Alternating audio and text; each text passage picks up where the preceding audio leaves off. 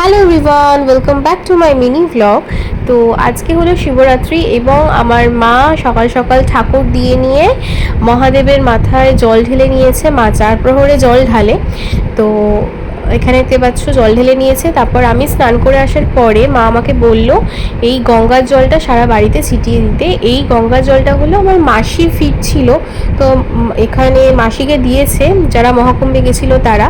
তো মহাকুম্ভে থেকে এই আনা গঙ্গা জলটা মা ছিটিয়ে দিতে বললো। এখানে আমি ছিটিয়ে দেওয়ার পরে এখানে আসলাম।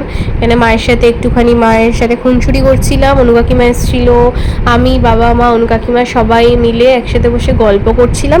দুপুরবেলাটা ভাবে কাটলো। তারপরে বিকেলবেলা মা সন্ধে দিয়ে একেবারে সন্ধে দিয়ে নিল, কারণ প্রত্যেকবার মা সন্ধে দিয়ে ঘরে সন্ধে দিয়ে তারপরে আমরা মন্দিরে যাই মহাদেবের মাথায় জল ঢালতে। তারপর আমরা রেডি হয়ে গেলাম, এখন আমরা বেরোবো মন্দিরের উদ্দেশ্যে।